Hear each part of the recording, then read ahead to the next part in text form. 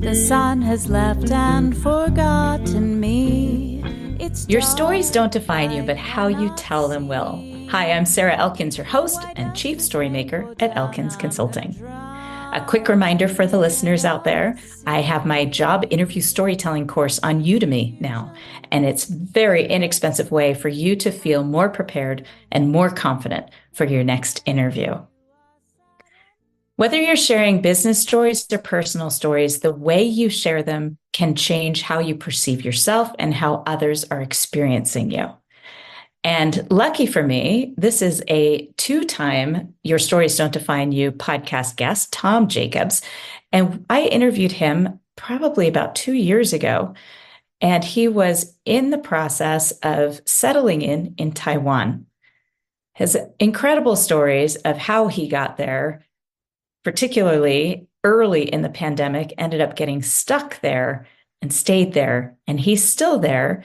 And we're almost in June of 2024 when we're recording this episode. So big stuff. He reached out to me and said, I have some more stories that I know your listeners will appreciate. So I said, come on back, Tom. I'm looking forward to chatting with you. So welcome back. Thanks so much for joining me. Thanks, Sarah. Good to be back. I love stories, by the way. I know. Well, we were sharing stories right before I hit record. And it was so sweet of you to ask me a couple questions about this recent experience that I had hiking through the Paria Canyon in Utah. And there are lots of stories to come through the podcast and my other content that I share about that first backpacking experience of 38 miles in 4 days. There were 6 women, ages 66 to 38. 5 out of 6 of us are over 50. So it was outstanding, the community we created. So lots of stories to come for that. But this is about you.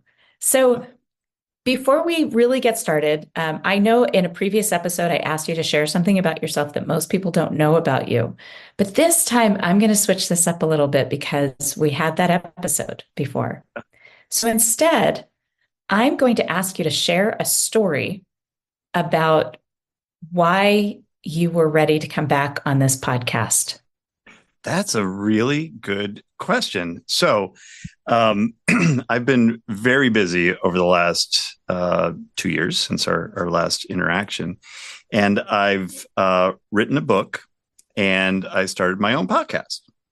Aha. And it has been just an incredible experience. So the book is called Selling with Heart. And that's kind of my superpower, if you will, is coaching, heart-centered business owners or heart-led business owners, how to sell in a way that just aligns with their own personal beliefs and all that. And so if you look, it's a very digestible book. So for our listeners, they can't see it, but he's showing me his book and it is short, probably how many pages? 100 pages. Yep. And the audio version of it is 1 hour and 40 minutes. So wow, it's perfect. Very digestible. And apparently, that's the new trend these days, is to have really good, short, just punchy books that focused, get to the point, not a lot of fluff in it. And there's definitely not a lot of fluff in there. Although I do have some stories as well, because as you well know as well, that stories help to emphasize a point, and people remember the stories more than they'll remember the facts and figures that you'll share.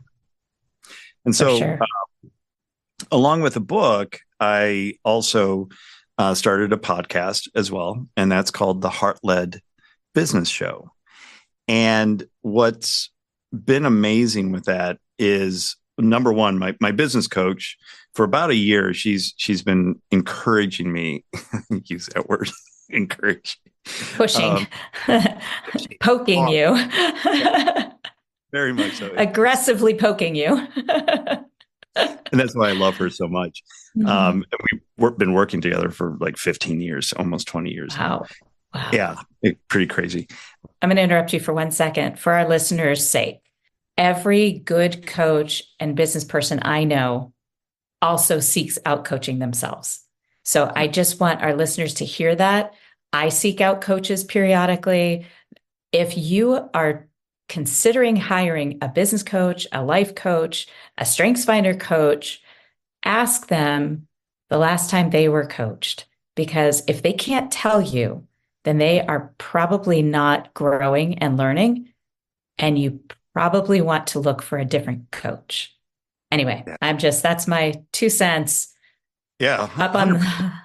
up on my pedestal, or my soapbox is the wrong, it's not pedestal, up on my soapbox. Anyway, go on. Thank you. I mean, and to that point, it's really hypocritical if you're a coach and not getting coached. Like, even when I was a fitness coach, I had a fitness coach. Right.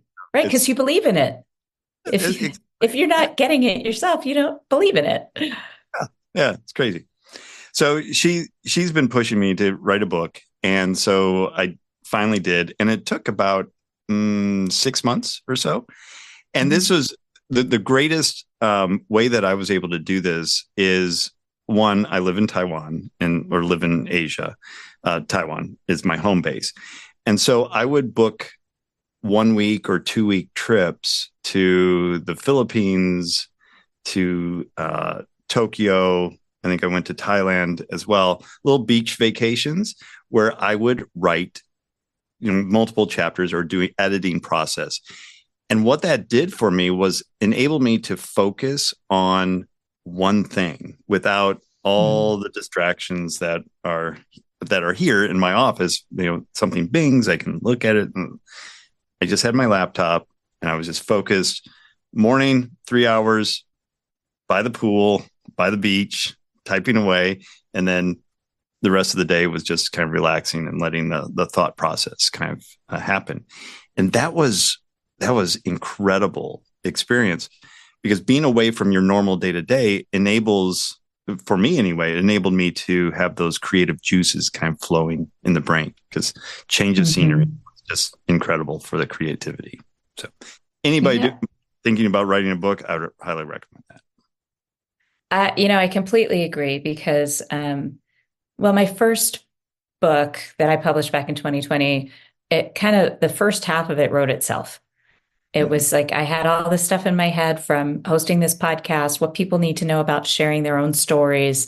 And it ended up being like a workbook, a guide for people to be able to start collecting their stories so that they could use them, whether they were networking or trying to inspire a friend or a kid, or whether they were interviewing for a job or whatever it was. And I remember the first half of it kind of wrote itself, and the second half I really struggled with. And what helped was to schedule time in weird increments across my calendar, because I don't have any kind of routine talents in my StrengthsFinder talents. And so trying to sit in one spot and write every day, I did not get any kind of inspired writing out of that. I'd walk away from it feeling like a failure. But I finished my book at the laundromat. Oh, wow. We have an Airbnb, and I just took all the laundry from the previous guest, went over to the laundromat, started the loads, and started writing. Oh. And having a little bit of distraction around me, people coming in and out, a little bit of noise here and there. But it wasn't my home. It wasn't my office. It wasn't the library where I had been spending time. It was a completely different location. And you're right. Like, nothing else was work related that could stop me from finishing it. So I hear you. And listeners, if there's a book in you, which there probably is, listen to Tom. I mean, and find your own strategies for writing it, because I tried to use everybody else's strategies. They didn't work for me. Yeah. Cool. So tell me, I want to come back to this a little bit. When you think about the experience of writing a book, was there a moment, first of all, was there a moment when you were like done, like, oh my gosh, this sucks, I'm not doing this, and then you set it aside and then came back to it for some reason? Was there a moment like that for you? Right at the beginning. Yes, like, that's usually when it happens. What do I write? And a nice hack is I used AI. I used Chat GPT, and I put in, give me an outline of a sales related book that is organized, research all the top, I think the prompt was research the top 10 sales books of over time, and what's the format of that. And Oh, so it gave me chapter titles and then a couple bullet points on what to cover in that chapter. And I was like, oh, this is great. It gave me a starting point. And yes. then I would sit down and I would just freeform write it. And some of the order didn't quite work. So I changed things around, but at least I started writing, because that's the Right. hardest stuff, is just like, oh, I don't want to do this. This is going to suck. I don't have anything to say. Blah, blah, blah. Who's going to listen to me? Yeah, exactly. So I love that because I also know that for me, a blank page is beautiful. I love to start with a blank page. But I would say, well, that's part of my strengths is I have this activator adaptability command. I just dive in. It's what I do. And I find that people who have other talents, that blank page is totally overwhelming and Mm-hmm. intimidating. And if you just give them a starting point, they will run with it way better than I could. And I even find that like when I sent my boys off to overnight camp for a couple weeks, I gave them postcards that were pre-addressed and with a stamp on it because they weren't going to write me a letter, Right. but a little 2-inch by 4-inch square, they could fill that. And I do that even with my own thank you notes. I have a postcard that I had printed through Canva that has my name and my strengths on it and a picture that I took from one of my hikes. And it's postcard, right? I can fill that. So when you give yourself a format or a structure to start with, then some people just do better when they consider the constraints first. And then if you are not that person, if you're more like me, you don't think about constraints in the same way. You see them as part of the journey. Mm. So, oh, I love that. That's so cool Yeah. that you did that. Yeah. And that is like me in a nutshell, like coming up with something to start with. I can do that, but it's a little bit more of a struggle. But improving on something or taking something from the start that's maybe somebody else Just started, basic whatever, template. Right. like a recipe. Like, I'm not a chef, but I'm a good cook. Oh, I love that. And we need cooks and we need chefs, Yeah. right? Like that's the most beautiful thing about it is that you and I, we think so differently. And that's why we're interesting to each other. And that's why we're a good team. It's why what I can do, you do differently. And what you do, I do differently. And the greater sum from our parts is just, that's what makes things extraordinary, right? Yeah, exactly. And it's interesting is I've been in corporate work for 12 years before I did entrepreneurial stuff. And we always talked about diversity in the workplace, and it was always around race and sex, Gender and yeah, and but sex. that's not it. Like, it's diversity of thought is so important as well. And even when I was running my own fitness business, like, we did the Banks assessment. I'm not sure, it was that's more Yeah. around sales, but I'm a red, sales Heart, typical right. sales, Emotion led, right. Oh, yeah, and hardcore. That's different. just going very quick to make decisions. Doesn't need a lot of data. Just like, okay, yeah, no, that makes sense. Let's go. And I had this one employee that was just like, had to get all the knowledge and let's do the research on this. And I was just like, oh, and we always just like, You're an obstacle. yeah, exactly. I was like, I need to fire you. But after we did that, I was like, no, this is actually good because that counteracts like my impulsiveness. Yes, the and activator. and just not, thinking through everything 100%. And that's enabled me to now just like I had an employee now that does some writing for us, and she's very much the same way, just very long, drawn out conversations and very detailed. I'm like, yeah, no, and we need the process. We need the process. We need the process. Yes. My friend Ann Wakeman, who ran our food bank here in Helena for a long, long time, she calls it our personal board of directors.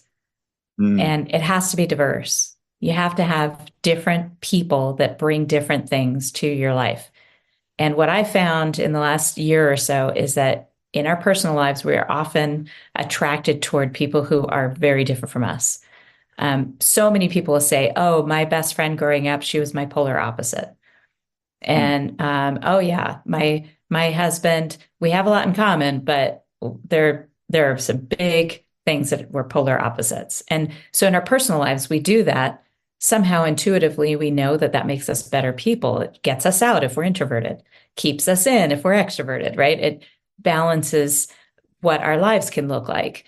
But at work, we gravitate toward people that are just like us because it's so much easier to do work that way. But we need those diverse thinkers across all aspects of our lives to make us more productive, more innovative, manage things better. Like, I love that you understood that at that level. Yeah, well, it took some time. Yeah, well, I get that. Yeah, and having that knowledge now is just really helps. Just go, yeah, no, that's even though most bosses have that very much command control type of personality, entrepreneurs, that's right, that we need the ones that are going to slow us down a little bit and help us make decisions better. Absolutely. Yeah. In StrengthsFinder, there's a talent called deliberative. And I find that people with that talent often get dismissed. They don't feel like they belong, especially on a team of the achievers that just want to set the goals and meet the goals and let's go, let's do it. And it's such a loss to that community of a business or even at home when you don't recognize the value of somebody that intuitively understands the snags you're going to hit. They just know. And they get so stuck in this, in the spoke of that wheel of, we have all these things that are going to go wrong, that they forget to take that step back and say, how likely is each of these to happen? So that you can get the most likely snags bubbling up to the top, so that you can either choose to do it differently or choose not to do it at all. So when we honor somebody who thinks like that, and we say, I just talked to a client who has an employee with deliberative. So it's very similar to you and your employee. I said, ask her to generate a whole list of all the things that could go wrong with this project. Give her time, give her 24 hours to jot down all of her thoughts, and then have her highlight the top 3 that she thinks are really likely to happen so that she can prioritize what you really need to consider. How likely is it that a boulder is going to fall down into your campsite? Well, statistically, it's pretty unlikely, 0.1%, even in the canyon where I was hiking. So that honors them. It values that. And they often feel so criticized because people say, oh, you're just the no person. You always say no. But that's only because we don't give them time to consider and bring forward ideas. They need time. Yeah. To deliberate. Yeah, for sure. Yeah. Yeah. Oh, okay. So about your podcast.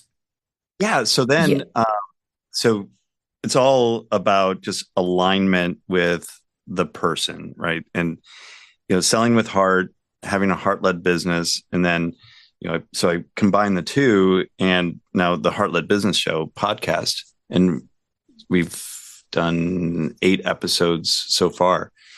And I've met such incredible people doing it.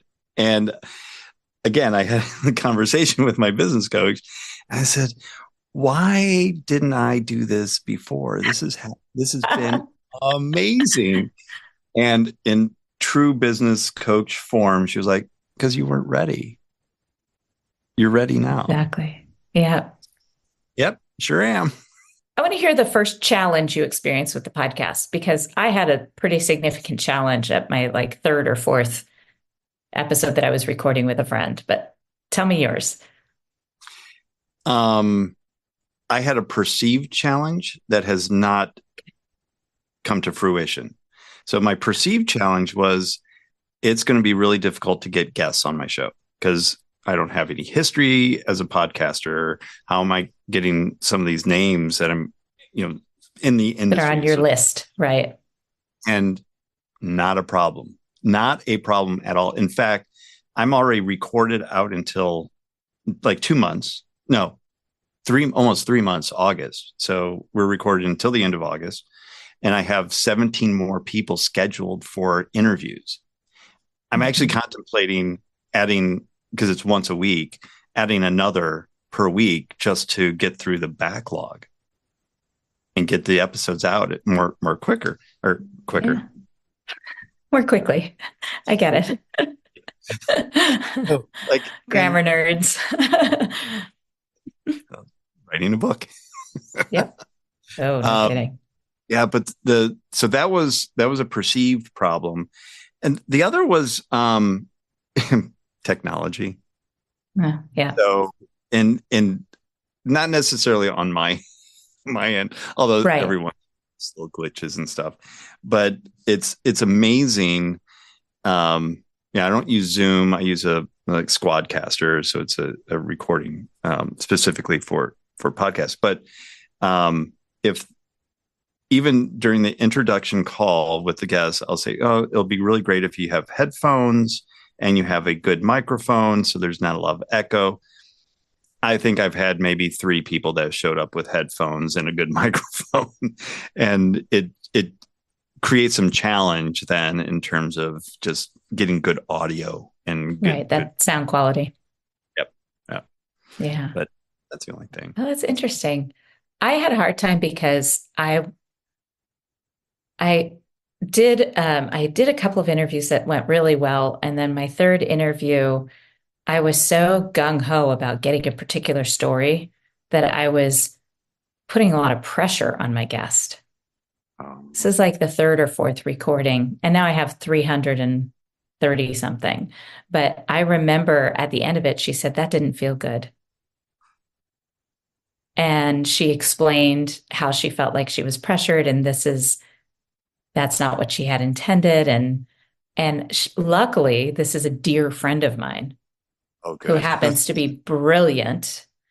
And I remember saying, oh my gosh, I didn't realize I was doing that. I was kind of contradicting her in some ways and pushing her to say something that she didn't want to talk about. And I remember this moment of, my heart breaking a little bit, that I had hurt her in some way, and also filling with love that she felt like she could tell me this. And I said, can we do this again? Can we try this again? And I'll just scrap that episode. And she said, yes, of course. And the next one we recorded was absolutely beautiful. Lots of laughter, fun, very organic. And that, I'm so glad that happened so early in my podcasting. Yep. And with a dear friend, because then after that, I allowed, which is, making it very organic and not having, I could prep somebody who needed that, like somebody with deliberative. I would say, okay, this is what we're going to talk about. Here's where this might go, because they need to hear that information. They want a goal. They want to know what obstacles they might hit, right? So there are some people that'll give some structure to, but allowing that organic listening changed the game for me. Yep. Yeah. Have you had any conversations like that where not like that, but yeah.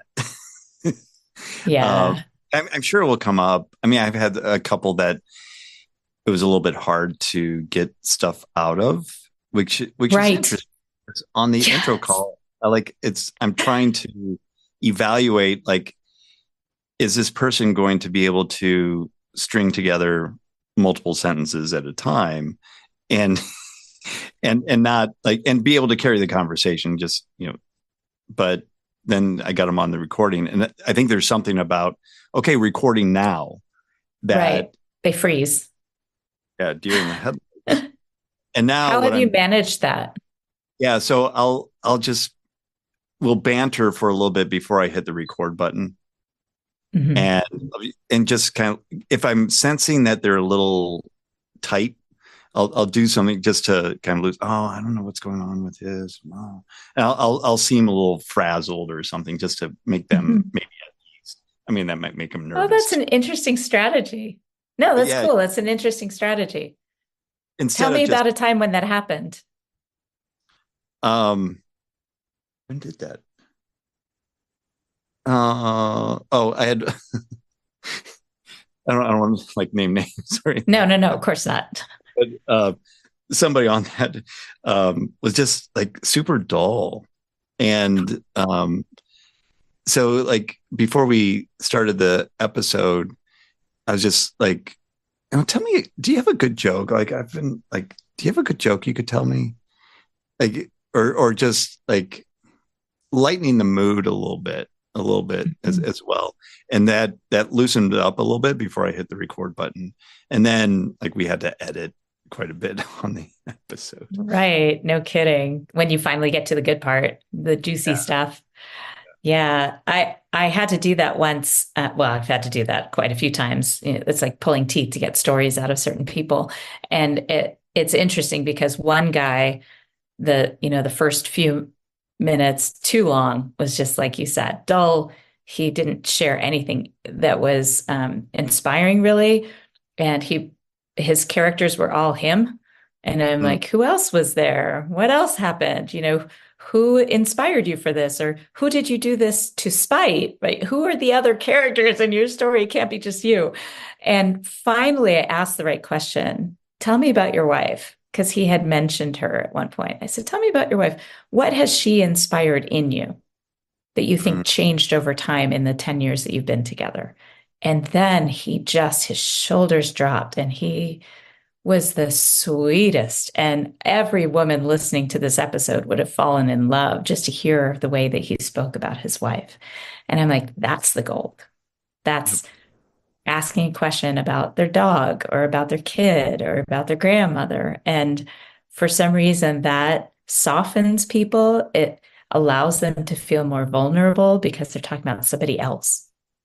Because it's when they're talking about themselves that they have a hard time being vulnerable. Yeah, no, that's gold. I'm gonna use that, because please do. Yeah, because we talk about like why people started a heart-led business, and that does soften them up a little bit. I think an interesting question that I can ask now is, what would your parents think about you doing this business? Right. That would be interesting to see what. And sometimes you'll get they thought I would fail, right? Like they never supported me. And that's just as important part of the story. Or I didn't have parents growing up. I was a foster child. And then finding out who influenced them on both sides of that story. Because sometimes your best supporting character is the one who didn't support you because you did things to spite them and in spite of them. So yeah, that's such an important part of the story. I like that. Thank you for that. You're welcome. Thanks so very much. Well, storyteller. So let's bring this full circle about the why behind it. I know I wrote my book because I had interviewed all these people on my podcast and realized people don't know how to share a good story. They don't know how important it is to share the right story that demonstrates who they are, what matters to them. And that's why I wrote the book. And I've mentioned my 300th podcast episode was an accidental podcaster reaches her 300th episode. So I won't talk about why I started the podcast because that's a whole different thing. But I wrote the book because I knew people needed this workbook to be able to start sharing their stories more confidently with a level of vulnerability that felt comfortable and not like it was ripping out their heart, right? So what was it? I mean, I could tell you it was a person like the man I just described that couldn't talk about himself other than business until I asked him about his wife. He was one of the people I wrote this book for. Yeah. So who was somebody that you realized needed your book? Well, been a compilation of lots and lots of people, so myself included. So when I started my fitness business in 2008, I had no idea how to sell. In fact, I was so bad at sales, I almost went broke within 6 months. And a lot of that had to do with my upbringing. My parents hated salespeople. And it was like really bad. And so when I thought about sales, it's like, oh, I don't want to be a salesperson because mom and dad aren't going to like me. Right. Oh, But yeah, I mean, that's pretty deep. It's intense. Right. And so I wasn't, because I also thought that you had to like beat somebody over the head until they buy or die, because that was the role models of the time. And still to this day, a lot of the sales gurus, like the Grant Cardones, the, Wolf of Wall Street, kind of that whole kind of genre of sales. And that's appropriate for some people, but for health and wellness practitioners and heart-led centered people, that's like, oh, I don't want to like get so aggressive with people that they're like, they get really turned off and give me a bad reputation. So I had to learn how to have a conversation that enabled me to establish what the problem was with the prospect and then ultimately solve that problem.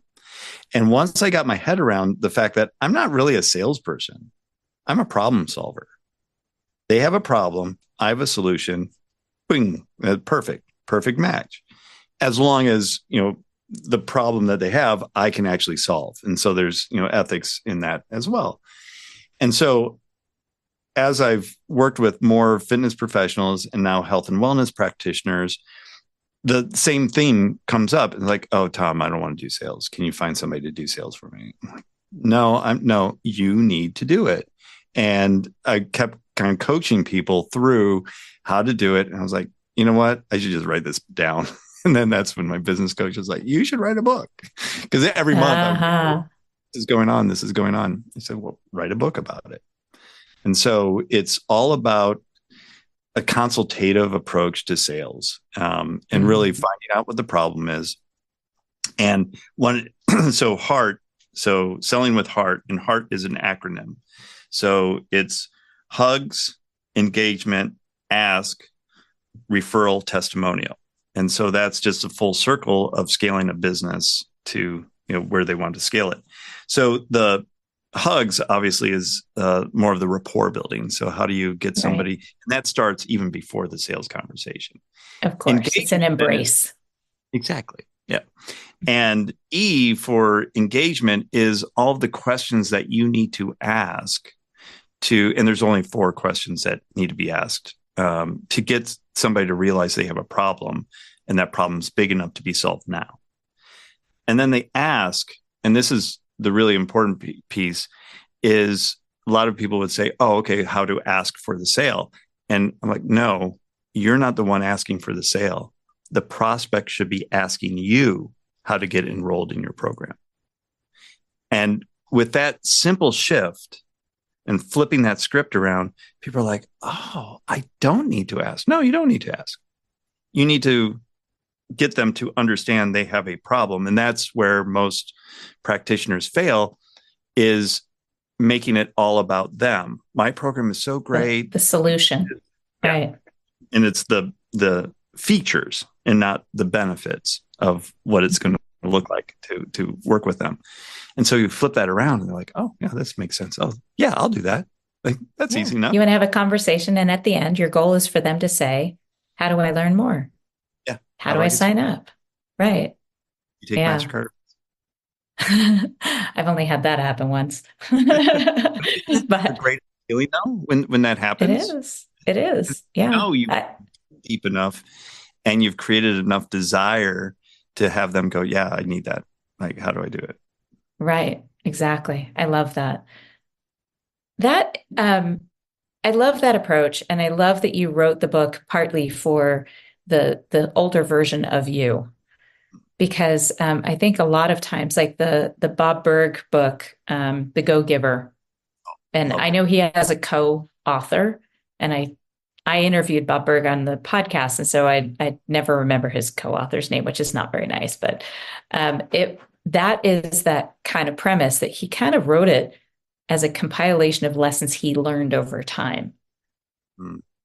So I love that. And I think that's that's also the next book, right? Is the follow-on of what you learned in that time, what you learned from writing a book, what's going to happen next, the shift in your identity. I think one of the things we forget in our first book is to share how we shifted over time, Mm. and which leaves room for another 100-page book, right? To inspire others to say, okay, now that you've been through this, you are not the same person that you were before you read this and applied everything that you learned.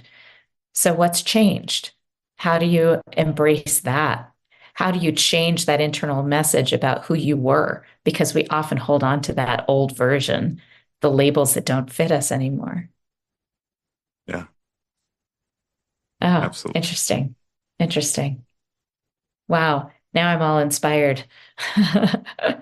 Thank you for that. On this call now.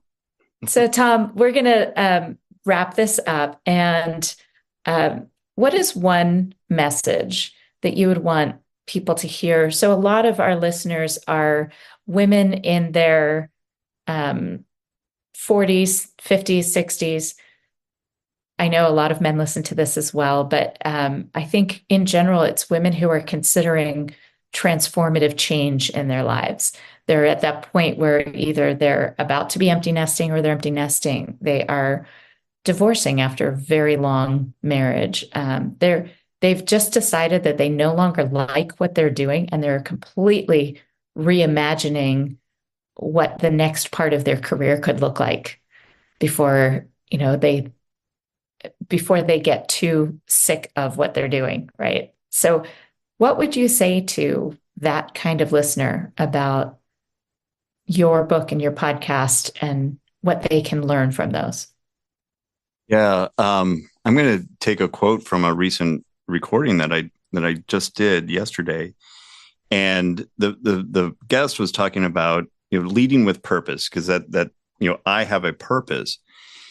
And when you create a business, and if they're transitioning from working for somebody else to starting a business, that can be very scary. It's like, well, what business do I want to do? I don't like working for somebody else, but like, what do I do to like that I would enjoy? And while you can have a really good purpose in life, and he's like, yeah, I really love woodworking and creating beautiful things, but are you good at it? Right. So Right. there's three circles that need to kind of combine together to let you know, should I go ahead and do that passion? Right.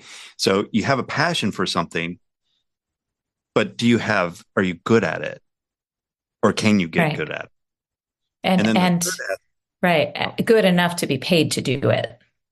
Right. right. Because you have to have income. That's the third part. And that a lot of people overlook is there a market for what I want to do? Am I good at it? Do I have passion around it? And is there a market for people to pay me to do that? And, a lot of Instagram influencers like, burn the bridges, do what you love, and the money will follow. And that's just complete BS, because like maybe people don't want, instruction on underwater basket weaving. Like you might be really good at underwater basket weaving, but how many people are actually going to subscribe to learn how to do that? Probably Well, not. and for how long? Is it sustainable? Right? Yeah. How long can you hold your breath?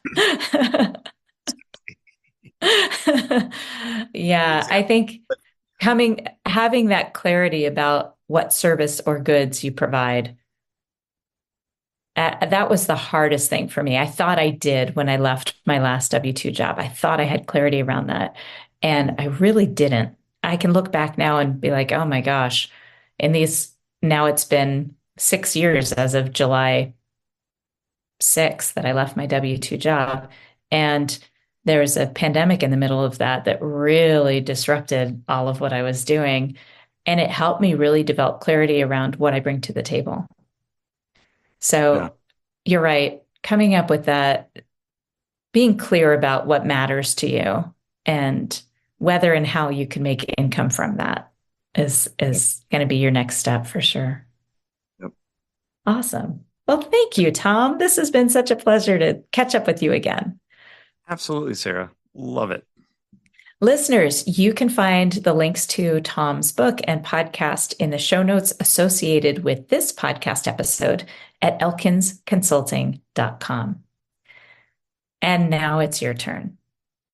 You've listened to this whole conversation about how Tom started his book, how he wrote his book, why he wrote his book, why he started his podcast, and some of the challenges that he experienced in that time. What is something that you want to take on that you've been considering for a long time that you are now ready for, that maybe you weren't ready for a year ago or 5 years ago? What will be your first step? Are you the kind of person that needs a template to get started, or are you a person that looks at a blank page and gets inspired? I'd love to hear your thoughts on this. Please share them via email or in the comments on this podcast at elkinsconsulting.com. Thanks for listening. You must keep on trying. Smile, what's the use of crying? You'll find that life is still worthwhile if you just smile.